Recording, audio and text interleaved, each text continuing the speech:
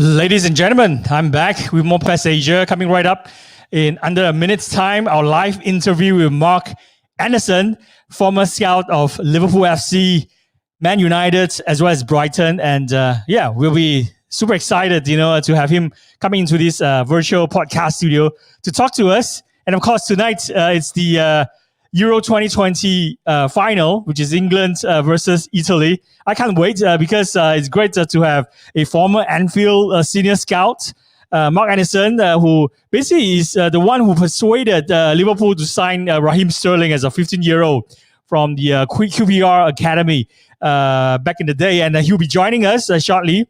And here's a little bit of an introduction for Mark Anderson, for those who are unfamiliar with him in this part of the world, in Asia. So he's the former scout for Man United, Brighton, as well as Liverpool. And he has a proven track record with over 35 years working inside professional football clubs to the very highest level. Previously employed at Man United, Brighton and Hove Albion FC, Liverpool FC, Charlton Athletic, and Millwall FC. So tonight we'll hear him speak about how he got started in his career before becoming the eyes and ears of professional and grassroots football. So without further ado, let's bring him up on our virtual podcasting stage. How are you, my friend? Hi, how are you doing, Wayne? Hi, everyone. I'm incredibly well, and it's great to see you. And it seems that you're all prepped up for tonight's final, right? So, I think without further ado, let's just get cracking and dive into the first hot topic of the day. What's your prediction for Gareth Southgate's lineup for later on? And of course, your score prediction, to kick off the show. Yeah, I suppose, listen, us obviously looking for the win tonight will be very nice, but I think it's going to be a very good competitive game. I don't know, I just have a sneaky feeling with a 4-3 to England. I'm looking for plenty of goals and plenty of action tonight. So, but as I say, any result will be good, and it's good for both teams. But it's obviously my home country, and looking for a win. But hopefully a good game, Wayne. Yeah, I think we are all waiting for this. This outcome. Of course, it's gonna probably end the 55 years of herd, right, for England, especially for many England supporters in this part of the world, because there are so many fans who are following, English Premier League. And personally, I'm a big fan, of Liverpool FC. So I'll be supporting England because Jordan Henderson is in the side. Although he's not in the first 11, but probably he will propped up maybe in the later stages or probably during extra time, and maybe put away one of those penalty kicks if it actually goes to that later on. So I'm sure that England has so many great players, right? So there's definitely one player that is probably someone who is of great interest, especially for our listeners and our audience in Asia. So tell us about how you discovered Raheem Sterling as a 15-year-old. We all know that you're the eyes and ears of professional football, and you've worked for all these great clubs, and of course Liverpool is one of the clubs that you used to scout players for. And tell us exactly the story of the first time when you laid your eyes on his talent, and was he already unplayable like he was against Denmark in the semi-final? Great question, Wayne. And I mean, I think as I said to people over the years, everyone sees the best players. Everyone can see the best players, but I think there's a makeup, and there's certain things. But with Raheem, he was one of those players that I say that I say to most people and most scouts and people working in football, you've got to go with your gut feeling. And I think we have three things: we have our brain, we have our heart, and we have our gut. And he was one of those players that I got a really gut feeling about: his flair, his technical ability. He was playing up two age groups, so he was playing as an under 16, and he just had so many attributes. He was a quick winger. He was technically good. He had good feet. He went past players. He was very effective. So he was one that I could honestly say that when I saw him very first, he was one that I was prepared to put my neck on the line and say, he's a definite signing for us,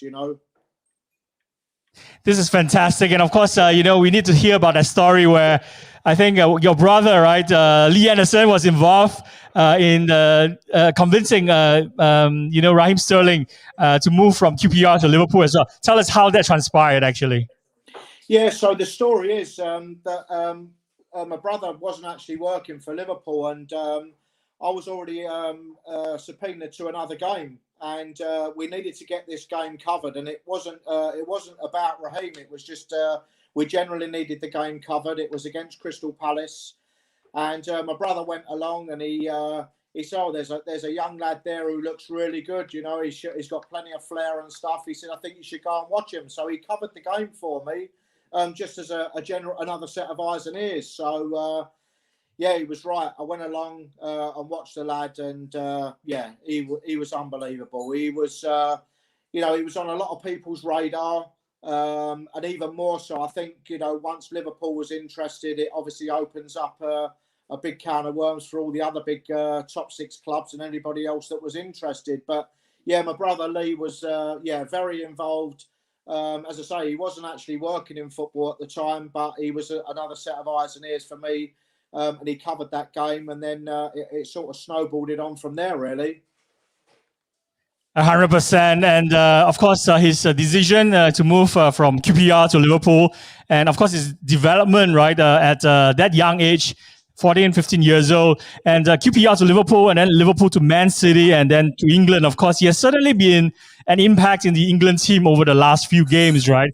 So, tell us, in terms of like how you felt to actually to be recognized by King Kenny Dalglish, for discovering Sterling. I think you received a personal letter of thanks from Kenny Dalglish, right, for helping the club to discover Sterling. So, do you think that this is something that is not replicated in many clubs, maybe in the English Premier League, and it's something that like the backroom staff and the support mechanism is not really fully recognized in many clubs in England or even Europe, right? Yeah, great question, Wayne, and it's something I suppose that's probably a bugbear, not just for me, but for anybody that's worked in professional football, because generally, like players, when they do get the recognition and the people get the recognitions, it's normally the first team manager or the first team coach or whoever it is at high level. But there's so much work that goes in, and even before me, when I spotted Raheem at 14, people was involved in Raheem's development, and the people at QPR was obviously working with him. So, there's so many people that need to take the credit that don't take the credit. And listen, no matter what, when you find these players, it's I like to say, and I like to be totally honest with you, it's collective. Everything that we do is collective, and it doesn't matter if it's the car park attendant, the cleaner in the building, the education side, the psychology, the physios, the coaches. Everyone has an input in part of that player's development. So, for me, it was very, very unusual. But if I was being totally honest with you, Wayne, and the audience, I think it was a real honour to get that letter, and that when that turned up and stuff, it was something that sort of rubber stamped, because there's a lot of hearsay and and people say, well, I was involved in this and I'd done this and I'd done that. But one thing I was brave enough to do is, and I've always done it, is that when I get that gut feeling, I'm prepared to put my neck on the line. I won't sit on the fence. It's either a yes or a no. And I think the thing that stood me in good stead over the years is that, when I do find a player, I want to get them on the pitch. Listen, I think the modern day game today is a lot about computers and all the statistics and all the other stuff. Yeah, obviously that's a good part, and it's part of the new modern day scouting. But listen, I only ever had 2 qualifications myself, and they was the best ones that ever helped me, and that was my eyes and ears. So, it was really great. And, it sits on my wall in my hallway, and I'm really proud of it. And another guy, the guy who wrote it and who got it all sanctioned, was a guy who was the chief scout at the time at Liverpool, and we're still very good friends. We've travelled around the world together, and there's a guy called David Moss, who's worked for Liverpool for many years. David has recently finished at Liverpool, and he's coming to the end of his career. He's an ex-Luton Town fanatic and played there. And it was a great honour, and really love it. And it's sometimes a little bit of a self-publicist, because you don't get that credit. But I just want to share good experience, good knowledge, and and get that little bit of recognition. Now I'm getting a little bit further down the line, but before it didn't really matter so much. 100%, I fully agree with you. I think the purpose of having a show like this, as well as the spotlight, all the support mechanism, all the backroom staff, and all those who made, discovering huge talent like Raheem Sterling. And it doesn't just stop there, right? Because you've done a lot of discovering work, and it's not just down to Raheem Sterling. There's also Ben White, I think, who has successfully graduated and then have now become a really, probably even have a chance to start this England-Italy final, because it's the England squad, right? So tell us about Ben White and how you discovered this talent as well, and was he discovered and also brought in the club when you were still with Brighton and Hove Albion? Yeah, so another great question, Wayne. Thanks for that. Yeah, so Ben White, absolute fantastic story. So Ben was currently at Southampton Football Club, and Ben was released at under 16s. But we was fortunate enough to get a tip-off. I was working, my director of football operations was a guy called David Burke, who used to work at Southampton Football Club. And he we would get a list come round at the end of the season to let us know which players were going to be retained and which players were going to be released. And Ben was on the release list. And what it actually did, it gave us an opportunity for a couple of us to go and watch Ben whilst he was still there.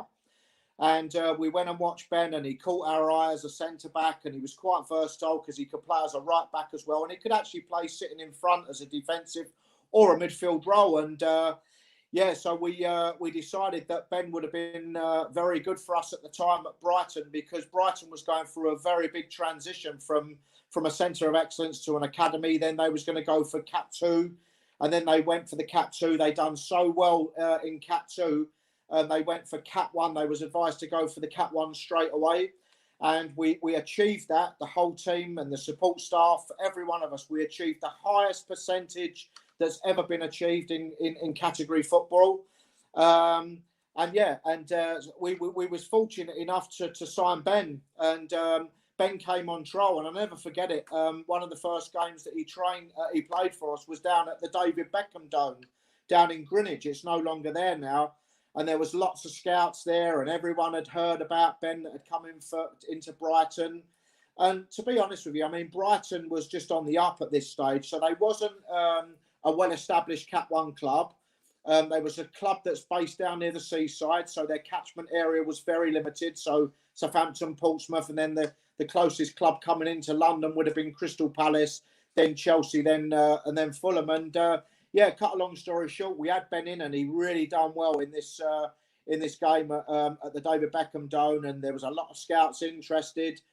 And then the work, that's when my work really started, because to get them over the door and get them in the building is the hard work. Once you've achieved that, then you've got to sort of really try and show them and I think the good thing for that was that that Brighton is such a vibrant city.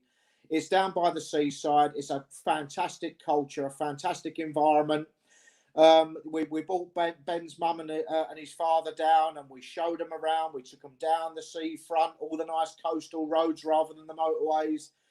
And we had Ben on trial for a little while, and then he decided that he really liked it at Brighton, and then we managed to capture Ben's signature. So he came in and he started his scholarship from there.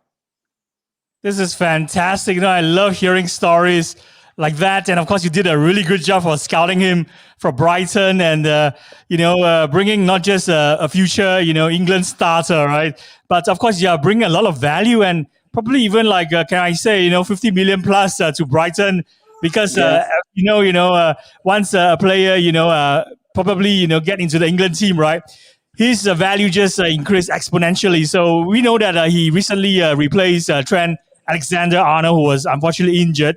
And he got into the squad not just because he's someone who has a lot of talent, but of course he has caught the eye of Gareth Southgate. So we love what you're doing in terms of discovering all these future England stars, and as a head of recruitment when you're working with Brighton, you've did so much great things. So maybe let's back it up a little bit and start at the beginning, right? At the start of your career, we would love to hear how you got started and how the journey has been so far? Because we also understand you also, after left Brighton, you went to Man United as well. And I saw from your resume, or should I say your LinkedIn profile, you spent at least 4 years at every club that you joined. So tell us about the entire journey. How has it been so far for you?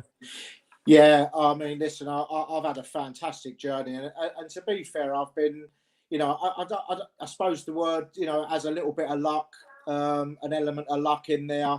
But again, going back to my eyes and ears, I've been able to make decisions, and I've stuck with my decisions, and I think that's paid me off in good stead over the years.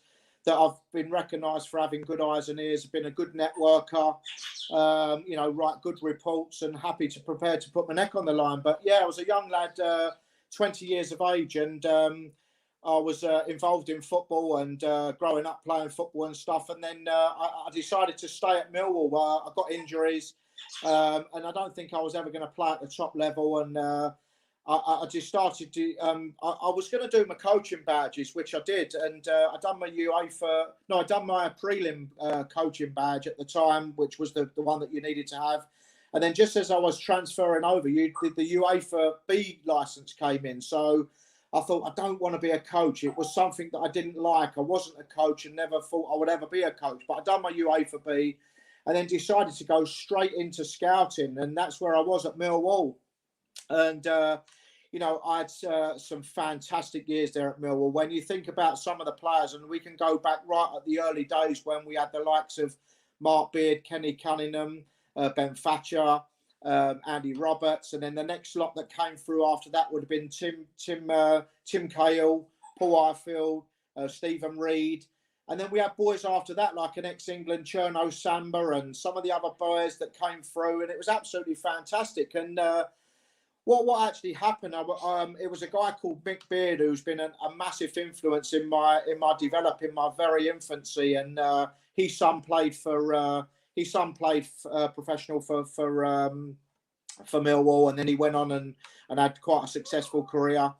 And then Charlton, who's a very local club to us, they headhunted myself and Mick Beard when they went up into the Premiership, and we was fortunate enough that we decided that it was a step up for us and a new pathway in our journey. And we both went there, and we replicated what we was doing at Millwall, and we started to sign some good young players. Always worked with the youth players, and had some great years then. And I had the same thing again. I got headhunted for Liverpool, and I've always been based in the south of England, so Liverpool would be 4 or 5 hours in the car, the same as Manchester. So, but the hotbed for the talent is in south of London, where I'm come from. And so all the years that I've scouted, I've always been based in the south of England, inside London, now just outside of London. So, yeah, I decided to go to Liverpool. It was a fantastic opportunity for me. And at this time, I started to get the hunger, and I wanted to go right the way to the top and see how I could impact and see if I could replicate what I'd done at not so much the smaller clubs, but the ones with a lot less than what the bigger clubs had. And within no time at all, we'd signed about 5 lads into Liverpool, and, Jordan Ibe, Raheem Sterling and John Joe Shelby and some other boys. And, people were still talking at this time, and, going back at this time, the last youth player that they was talking about was Steven Gerrard. And we're talking about maybe 8 or 10 years before a young player like Gerrard had played in the first team, and Raheem was the next one. So it was a great story. And then it was overwhelming for me. I'd done just over 5 years there at Liverpool, and I was really on top of the game. We was really signing some real good potential players. And a guy that I worked with previously at Charlton, who then had gone to Brighton. He was a guy I mentioned earlier, David Burke. He became the director of operations. Now, Brighton was a club that was really on the up. They was just built a brand new stadium, state-of-the-art stadium, and they was building a state-of-the-art training ground. And David rang me one day, and he said, "Mark," he said, "would you be interested in coming over for a tea and having a chat about coming to Brighton?" I said, "Oh, David," I said, "listen," I said, "I've got a fantastic job here. I'm at one of the biggest clubs in the world." I said, "I've had some real good impact on young players." I said, and obviously with Raheem and some of the other boys. And listen, when I talk about Raheem and any other player, you know, it's really clear that everything we do is collective. So it's not just Mark Anderson, but, you know, because I was that figurehead and I was at the head of the department or whatever reason it is, I do get that little bit of credit. But, you know, yes, I do identify the players, but it does make a lot of other things that makes the players. And I like to always make that clear. But cut a long story short, I said to David, all right, I'll come over, we'll have a cup of tea and I'll come over and see the ground. Anyway, I went over to Brighton, which was about an hour away from where I lived. And I drove into the stadium. It was a state-of-the-art stadium. And it looked absolutely fantastic. It was all gleaming. It was brand new. And he said, come and have a look at this. He said, we're building a brand new state-of-the-art training ground, 5 million. And I thought, wow, you know, it was unbelievable. And he said, look, what we want you to do, we want to give you the head job here. He said, we want you to be the head of recruitment for the academy.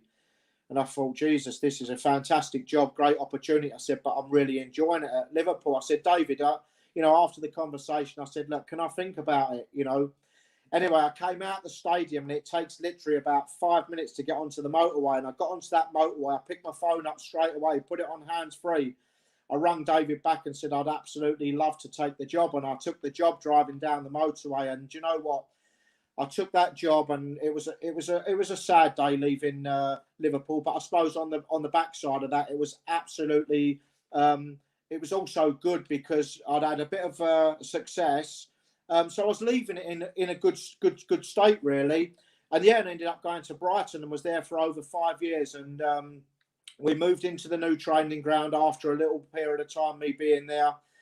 And then we started to change the culture and the environment, because Sussex, where Brighton is, was a typical type of environment where generally, you know, I don't mean this in a derogatory or a bad way, but the kids came from a 2-parent family, nice car, good education, could put a meal on the table.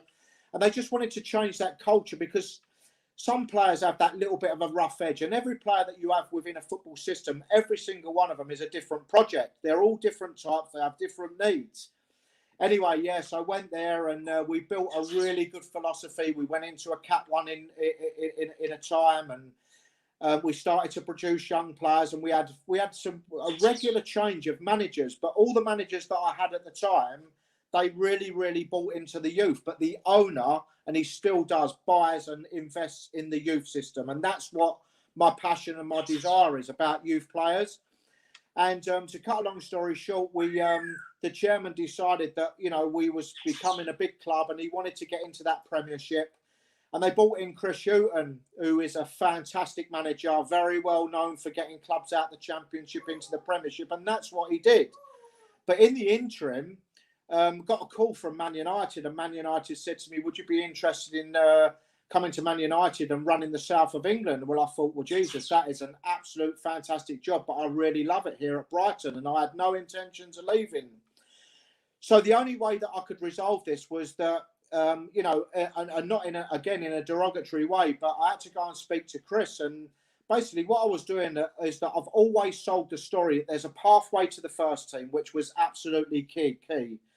You know, but we were selling that to young players, we were selling that to parents and stuff. But unfortunately, Chris was given that task to get them in the Premiership. So I went and spoke to Chris, and I said, look, Chris, I've noticed that, you know, there's not really many young players that are making that transition from the youth to the first team.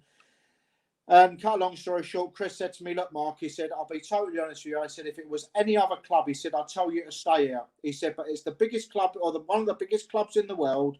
It's a fantastic opportunity. They're giving you a job to run the biggest region in the country. They're also making you one of the 6 decision makers worldwide. And we had 35 full-time scouts around the world. And he said, at the moment, I can't play young players. So it really made my mind up. And I really left there on good stead. And it's only sort of now, over the last couple of years, that you see the likes of Christian Walton, England international, youth international, Robert Sanchez, who I brought in from Spain at 16 years of age, is now away with the Spanish squad, who's 23 years of age. Aaron Connolly, young striker, I brought in at under 16 from Ireland. And then there's some other lads coming through still. So I thought we'd done a fantastic job there. And I thought it was a great opportunity, because I couldn't sell the story at that moment in time that we can still produce young players for the first team. And there it was. I went off to Man United, and there it was for over 4 years. And Yeah, I suppose I started to get to a stage in my career after 35 years that I started to lose that fire in the belly a little bit, and I think the pandemic really put a little bit of a dampener on it because, like I said earlier on, and I've said it a couple of times in this interview, is that my eyes and ears were my trade, and I have to do my work at the side of a football pitch. I have to be networking. I have to see the real body language, the preparation, talk to parents, talk to players. And I started to lose that because I was having to watch football on videos and DVDs and on links. And in the end, I decided that I thought it was time for me to try and transfer all my knowledge and experience over to the sports marketing or the sports management or the agency world, whatever you want to call it. Hence, Coda Independent Sports. I ended up joining those and took the head of recruitment job and the talent ID, and now transferring my knowledge with all those support mechanisms. You know, what it takes for a young player to have all them support mechanisms, to have good transition. And I always say that sometimes you only ever get that one audition, you know, to make that transition. And that's what I want to do. You know, I want to make sure that I give everybody a chance. And I think like today, really, Wayne, is a great example of that. When I was working for the club, we're very unique, and the club don't like you to share good knowledge and information, not for any reason, but that we're unique and we don't want to give too much away, so to speak. But now that I'm not actually directly involved with a club, I can share my support mechanisms. I can have an open book chat like this today and hope that I can put young players and parents on the right road to give them that opportunity, because it's only 1% or 2% of young players that make it as professional footballers. It's thrilling, you know, to hear your journey, how you got started and moving, you know, from Anfield to Amex Stadium to Old Trafford. And of course, you know, living to something even more challenging. And I should also say, you know, it's more enriching experience and fulfilling, right? Because you get to impact maybe even more lives now that you have joined the Coda Independent Sports, which is a football agency. Tell us about this new journey. We probably talk to us a bit more about Coda. And of course, you know, they also have other divisions, or should I say, you have also an independent talent group, which is actually dealing with film and TV. It's also a film and TV agency, right? And you also have another branch, which is Paradigm Talent, where it deals with music agency as well. So basically, you are, you know, in quite an exciting organization that probably will impact more lives and can really, you know, leverage on your experience, you know, developing, or should I say scouting young talent. So that's the core of what you do. And of course, your ability to also nurture them, discover them early. And of course, you're able to actually find, you know, all these fruits from your fruits of labor, and in terms of like helping to add value to your organization as well. So tell us more about that. Yeah, another great question, Wayne. And yeah, they're fantastic. They're reeling off you today, mate, and really appreciate them. But yeah, you're quite right. I think, listen, it was part of my summing up, really, when I decided to resign from Man United, which, you know, people said to me, you must be absolutely mad. You know, why are you leaving the biggest club in the world? You've done a good job. You know, you're inside the club and stuff. But I just felt, like I said, it was a brand new challenge for the last probably 10 or 15 years of my life, really, in the industry. And I always say to people, it's not a nice way to say it, but I think the day I retire is the day I'm sort of pushing up the ground, really, because it's in me. It runs through my brains. It's a passion. It's a desire. And I think you can pick up from that, from my voice and the way I talk. But yeah, so Coda Independent Sports is, believe it or not, is a really big organisation. But the football started there 3 years ago. And the owner, a guy called Paul Crockford, has been very, very well known and very influential in the music. And so we look after the likes of John Legend. We look after Daniel Craig, who's the James Bond, and, you know, some really famous stars. And the dad still looks after, he still looks after the Dire Straits. And when Mike Tyson used to come to the UK, Paul used to look after Mike Tyson. So they're probably one of the biggest TV, film and music companies outside of Hollywood.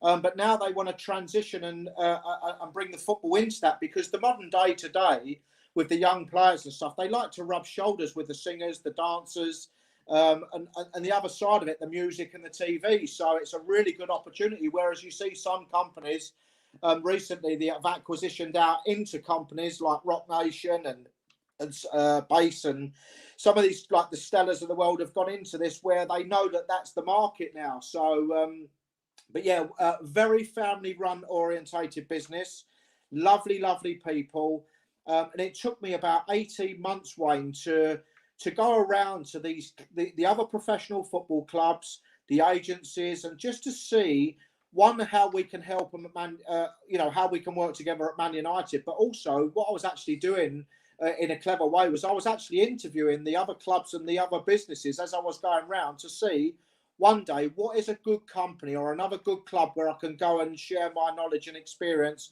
and also gain some more from them. And funny enough, I'd had a couple of interviews, and we'd sort of nailed it down to 2 companies. And believe it or not, it got hijacked right at the last minute from Coda. And they said, look, would you come over? And I said, I've really sort of pretty much committed. I said, but out of courtesy and really appreciate you asking me, I went over to Coda, to one of their family homes. They're down near Brighton in Eastbourne. And I said, look, I'm bringing my partner because, my relationship with my previous partner had really suffered. My wife over a 30-year period with always being on the road, being out the country, but always trying to put a meal on the table and making sure that we was comfortable. But football is not like a 9-to-5 job. It's a 24/7, 365 job.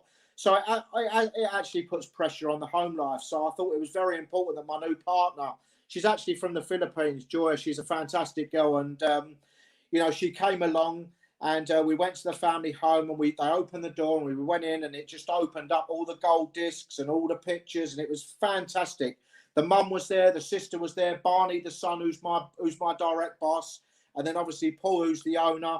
And we sat down, and they made us a proper cup of tea and a mug of tea, and it was like really nice, relaxed environment. And anyway, cut a long story short, we was in there for 4.5 hours. We came out of there, and again, we got in the car, and I said to Joy, I said, listen, this is absolutely what I've been looking for a long time. I said, I know I'd nailed it down to these 2 other companies, but this company was a company that I felt that, ticked every box, and I felt really comfortable, and I thought it was a really good start because the football was in its very infancy. And there it was. I decided to take the job. So, I started there in January of this year. Been a little bit sporadic with going to live games, obviously still with the pandemic, but yeah, really pleased and really happy with that transition, and more so that I just want to share, as I said earlier, those support mechanisms. So to bring all that stuff in, but I think, listen, today, Wayne, the most important thing is, and I think we all hear it, and all the listeners, we know that the well-being is key. Plan B is key. Dual career planning is key for young elite sports people, footballers, whatever you want to call them, because you and me, Wayne, will probably be working, like a lot of people in the audience, till we're 65, 70, then they'll probably change the age to another 5 years on. So we're always going to be working, but a young elite person, a footballer, whatever it is, they're lucky if they do make it as a career. They'll play to their 30, 35, then they got 30, 35 years after that to be a role model for their own kids. So they needed to have to make sure that they'd invested right, that they'd got a dual career running alongside their football as much as they could. So yeah, absolutely fantastic. And that's the transition, and that's where I am now, and just looking forward now to slowly getting back out there and getting at the side of that pitch and watching some real live games and bringing some good young talent into the business.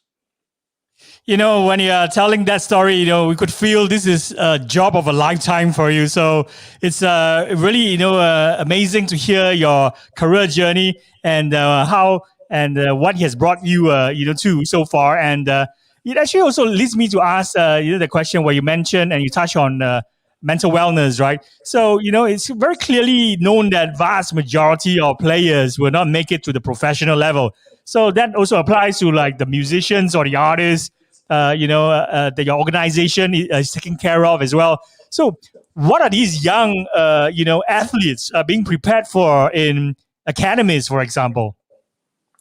Yeah, another great question, Wayne. And listen, I think this is when we start to get into the real nitty-gritty stuff, and why I think I've been quite successful in my career. Because listen, you, me, and everybody in the audience, we all see the best players. We can all see that. We'll watch the game tonight. We'll see the best players. But when you see the best players coming out of grassroots football or in their very young age, now, until they get to 14, no one knows exactly what's going to happen, because they'll have a growth spurt, they'll go through puberty, they'll start getting hormones, they can lose coordination, or they can come through that. We don't have a crystal ball. No one could ever tell a kid or his family that they're going to be a professional footballer, no matter what. So you start to identify things. Now, you know, selection, whether it's a selection, whether someone wants me to look after them, or whether it's a selection for a club. Once you've done your job and you've seen the player, that's the main thing. You know that, because a lot of it's natural ability and natural talent.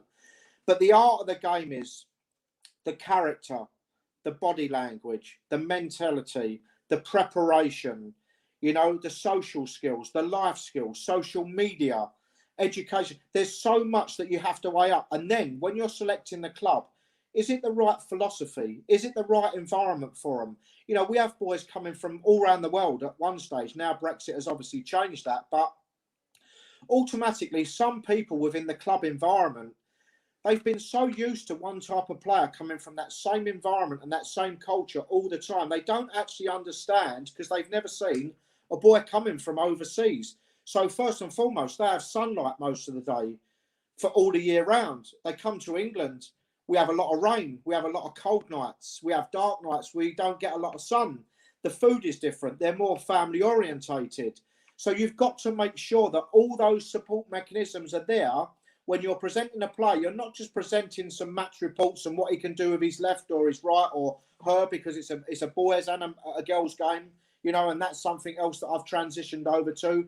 So there's a lot of things like off the pitch, you know, background, family background, siblings, injuries, education, all those things are really part of the process to write and build and do your due diligence and build a proper dossier. Because I always say, it only takes one player to upset the other 10 in the dressing room, and you haven't done your job and you haven't done your due diligence right. So all those key areas are a massive factor, being able to identify, one, yes, talent, but two, all the other support mechanisms. You know, they've got the natural ability. So, and then you've got to wait, and you've got to get that transition from moving away from home, not being with your family, eating different food, living with a host family. Is it the right host family? Is it the right playing philosophy? You know, what players are in front of me? What players are coming in from behind me? So you've got to make sure. And listen, when I'm bringing a player into a club, I don't want to just bring players and players and players in. I want to bring a player in because I want to make sure that player has a pure pathway. And listen, there's never, ever a straight road. So anyone who believes there's a straight road, there's never a straight road. There's going to be curves. There's going to be bumps in that journey. But I think by the time I've done my due diligence and I've wrote my report, I've built the dossier, I've got enough information there for the key decision makers, like the owners, when they're spending thousands or millions of pounds today. This is fantastic, Mark. It's very insightful. And before we let you go, you know, we definitely want to talk a bit about Brexit, which you mentioned earlier on. You know, maybe this is also a good question to bring it back to England, because the final is slated to play, you know, in probably slightly over 3 hours time, and we're all fully anticipating that. So in terms of Brexit's impact, right, will England's professional footballers, you know, in terms of their work permit rules, right, drastically change? You know, we know that, you know, this year there's already been some changes, right? So probably tell us about, you know, whether homegrown talent will actually, you know, no longer be an ongoing problem. Especially now we see that, you know, the England side is filled with so much talent, and I think they have the second youngest average age in the entire Euro 2020 tournament, and that bodes really well for the future, right? And with these Brexit rules in place as well, do you think that this would actually allow more homegrown talent to be nurtured, to be discovered, and be placed in all the top across all the leagues and in the English Premier League as well? Yeah, another great question, Wayne. And it's listen, I think we was waiting for a good few years, and I can honestly say, when I was at Manchester United, we had a Brexit panel that was operating for pretty much 2 years, and we'd done all our due diligence, and we'd sort of put a strategy in place to know how we was going to tackle that. And yeah, you're quite right. So if I was totally honest with you, Wayne, over the last probably 10 years, school football, district football, county football has really dwindled away. But what it's actually done now is opened up those doors again. And yes, we've got to recruit local. And I suppose if I was totally honest with you, with all the clubs that I've worked with, I think the golden rule was we scout local, we keep players local, and we don't want to lose boys out of the area. And listen, for me, Wayne, it doesn't matter about the skin colour, where they come from, what country they come from. It doesn't matter. I only see footballers. But yes, it's definitely now about homegrown talent, local players, and how they capture that. So the investment will start to go back into grassroots football, and the facilities will be built back up. And it's become a very, very tough market for everybody. And I think when I started in my infancy, you might be lucky if you see one or two scouts around at games. And agents would pretty much, you didn't see them. But now you go to a game here in London, Wayne, or pretty much anywhere, so to speak, that, you'll see 20 scouts, you'll see 20 agents, and it's a very, very competitive market. We can't bring young players over now to the UK until they're 18, and then they have to qualify for a point system. And some countries, and that will just not qualify. So yeah, it's had a massive impact into where it is and how the recruitment's going to work. So great question. And I think obviously we're still in the infancy, and when we get back to normal, I think you're going to see a big difference. So you've got to make sure that you should always look after any talent. And I said that from the beginning. I think when I was at Brighton, we had 150 players signed within the club from sort of under nines to first team. And every single one of those players was a different project. They come from different backgrounds. They had different needs. And we had to make sure that the staff totally understood that every one of them was a different project, because you can't treat everybody the same, because they are all different. So, and Brighton done really well for that. And I don't know if you've seen the statistics recently, but Brighton have actually topped the scale where they're playing as the most minutes for young homegrown players. It's absolutely fantastic. And if I was totally honest with you, listen, it was an absolute honour for me, Wayne, to work at Manchester United and Liverpool and all the clubs that I've worked at. And I had a lot of passion for Millwall because I grew up around the area. It was my team that I supported.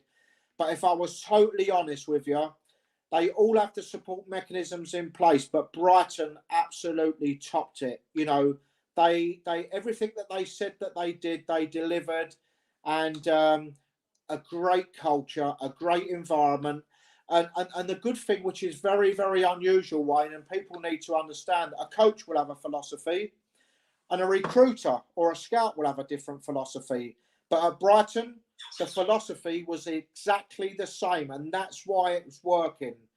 Because otherwise, you send a boy in who's going into a different environment, into a different philosophy. No matter how good and what the due diligence I've done, the coach won't see it. So it's about development. It's not about win-win at them young ages. It's about football development, and that's what I'm in it for development.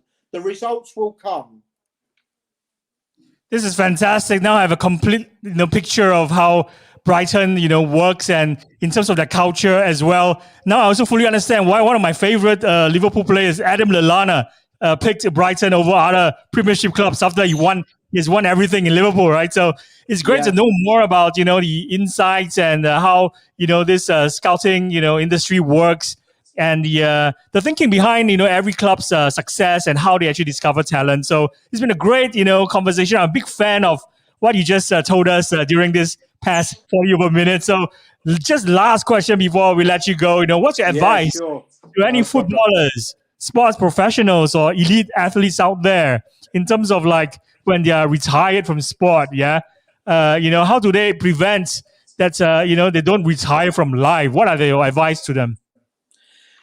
Well, listen, you retire from sport, but you don't retire from life. And I think that's the good thing about me, Wayne. And obviously, you've done your due diligence and you've read some of my bio and stuff, and that's brilliant. And I really like some of the questions. Well, I like all the questions that you've asked because, sometimes, people don't do their due diligence and people don't really know what you've done and stuff. But, for me, again, I'll go back to it. It's so important that you get this into the young players and more so the parents, because the unfortunate thing, not just today, but it's always been, but some parents are wanting their sons or daughters to live the dream that they was never able to lead.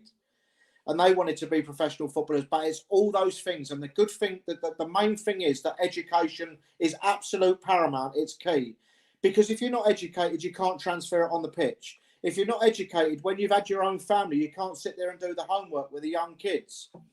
But with all the other support mechanisms, is like I said to you, some people call it Plan B. I call it Plan B, but I also call it a dual career learning. You must have something going alongside what you're doing, and you need to be prepared. And anyone that we take on and we look after at Coda Independent Sports, they become part of the business. We look for longevity, even though you can only sign players for 2 years as an agent or as a sports management, whatever you want to call it. We like to look at we want them to be with our company for 20 years, no matter what, So what we do, that you've got to remember that players are your first point of recruitment because they're sitting next to the other player in the dressing room. And if you do a good job and you've got all the support mechanisms around you and you deliver what you say you do, then it should stand you in good stead. And one thing that I like to say, Wayne, is that I think from my experience that there's certain clubs that will do every single thing for a young player. Well, if you do that, when they do retire, they don't know how to do it. So what we do as a business and at Coda is that we show them how to do it. We make them part of doing it, whether it's opening a bank account or whether it's about getting a mortgage or whether it's about insuring the car or buying a car or career-ending insurance. We make sure they make the phone call. We sit with them. We prime them up before they do it. So they've got that knowledge and experience, but we also learn them that part of the business. So when they do retire, on the worst case scenario, they do a football coaching badge when they're in the club. But we will actually learn them how to become a sports management person, how to become an agent, if that's another part of their support mechanism, if they want to do that, if they don't want to do something else that they've not learned or they wanted to learn. And I have so many players today that come to me, Wayne, that didn't have those support mechanisms, didn't have good people around them, and they don't know what to do. So they either try to turn to coaching. Well, there's so many qualified professional coaches out there that are out of work. Then they'll think about scouting and recruitment. Well, scouting and recruitment is the first point of contact, but probably the lowest paid job within certain clubs. It's an unrecognised trade within the professional industry. So that's why I think it's really important, Wayne, that, you learn them from a very, very young age and you don't give them any illusions and you never tell them that they're going to be a professional footballer. In fact, my motto is that it should never, ever, ever be easy to get a trial at a professional football club. You should try your hardest to try and not get them in there. And then the good ones will come through. And it's always the whispering talents that I've learned from my experience, apart from the ones that do have that flair like a Raheem and some of the other boys that I've been fortunate enough to pick up. But it's those ones that have a little bit of everything that comes slowly. Because the ones that show you everything early in their career at a young age, there's nothing else to come. So you're looking for that other thing to come and it's not there. Whereas you see the ones that have just got that little thing. And Ben White is an absolute prime example. He's such a role model. He's got great leadership skills. He's got passion. He's got desire. His character, he's just such a good kid to be around. And they're quite unusual, to tick every single box. Whereas other people, some of them will have certain elements of it. But he had everything. And, someone messaged me today and said, you predicted this 3-4 years ago. And I said, yeah, I did. But, that's my opinion. But I'm not always right. But you can get that feeling. And it's that gut feeling. It's not the one there in the brain. It's not the one in the heart. It's that gut feeling that when it gets older, you know that you've got one. And you'll climb walls, you'll jump fences to make sure you get them over that line. This is brilliant. And, Mark, what your advice, I think those are really wise words. I'm a big fan of what you just said. And I think these are what I would also term as horizontal advice because it doesn't just apply to maybe athletes or footballers or sports professionals. It applies to everyone out there, who's trying to maybe, achieve success in their life or to have a sustainable career, right? It's all about to always break from that mindset or thinking of, in a box towards, advancing, with more options and more other things to do. And when the career is over, right, the options are plenty. And of course, to be part of that support mechanism that you're providing through your organization. I think this is definitely going to amplify the opportunities for the future and have a long, sustainable career. So, with that, I just want to thank you once again, and I'm sorry to hold you back, for more than 30 minutes. We're almost hitting 52 minutes. This has been a really engrossing conversation. And any last words or message to our podcast listeners? Who are replaying this podcast later on? Yeah, no, it's been really great, Wayne. And sorry to cut over you there, but it's been fantastic, and I really appreciate you giving me the time to come in and speak to yourself and to the listeners. And thank you very much to the listeners, and I hope that you've gained some fantastic insight. And listen, you say we've been on for 52 minutes. Wayne, I could honestly tell you I could stay on your show for 35 years because that's my knowledge, that's my experience, But listen, anyone who wants to follow me on LinkedIn, on Instagram, or anywhere that you can find me, come and join me, come and ask me some questions. My knowledge is free. It's and I just want to share good knowledge and good information. And the only other thing I was going to say, Wayne, is that, social media, absolutely powerful, but can be very, very damaging. So, you have to make sure that, with these young players that, it's done right. And the other thing is that, these young sports people or elite athletes, footballers, whatever you want to call them, it's not only what's happening today, it's what comes into their life on the journey. So you have to make sure that you don't only give these support mechanisms to the player, but the same support mechanisms need to be given to the family or any boyfriends or girlfriends or whoever comes into that, because they might not be trained, they might not know the industry, and they could make one statement, one like, one share, sitting there with a glass or a bottle of beer, and it sends off the wrong message. So you need to train anyone that comes into their life and their family, and then you've sort of really cracked it. But there's an art to the game. And I think that's, again, going back to myself and not blowing my own trumpet, I think I've gained so much knowledge and experience, but not just in identifying players, but what it actually makes to become an all-round professional athlete, but also an all-round professional person, because they are all people at the end of the day.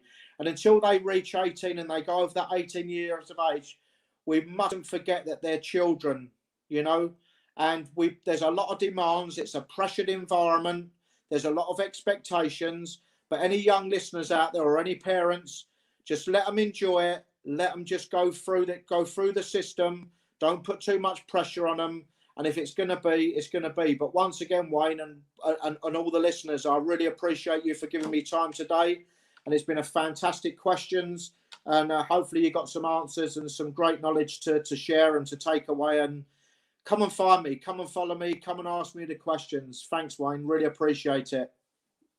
Thanks, Mark. It's been a brilliant time, spending with you for the last 55 minutes. So please enjoy, the rest of the day, especially, anticipating this final, England versus Italy, and wish you, your country, good luck, in clinching Euro 2020, and of course, ending this 55 years of hurt. And of course, football brought us together, and it's great that through LinkedIn, we are able to get connected. And doing this podcast, basically, brought the distance between two strangers from thousands of miles apart even closer. So it's great that you're bringing so much wisdom to this show. And I really appreciate you for it. And I hope to interview you next time in real life when I'm in London, hopefully, end of this year or early next year. So I'm really looking forward to that awesome day. So thank you so much once again for joining us today. You have a good day, and please take care of everyone over there in UK. Yeah, brilliant, Wayne. And anytime, any questions, anything like this again that you want, or whether you want to go down a different subject, always happy to help and always happy to share with your listeners. So I really hope that you've enjoyed it. Once again, thanks very much to all the listeners and to Wayne for all your questions and inviting me on the show. Have a lovely day. Enjoy the football, everyone, and hopefully see you all soon. Mark Anderson. See you very, very soon, my friend. Thank you so much. Yeah, thank you. Goodbye. Cheers, Wayne. Thank you. Thank you. Bye-bye, everyone. Bye. And thanks, Mark Anderson, for joining us today. It's really a really great, fantastic conversation. So to learn more about special guest, do check out his LinkedIn profile. Just Google, or you can just go to LinkedIn and just search for Mark Anderson, right? And he will pop up. He works for an organization by the name of Coda Agency. So do check him out. And you've been listening to the Sports Gaming Live Asia podcast, and it's presented by PodFest Asia. So this episode is hosted and produced by me, Wayne Chong. So thank you so much for listening and enjoy the England versus Italy final. And let's all hope that England brings it home this time. So with that, here's Wayne Chong signing out. Bye-bye.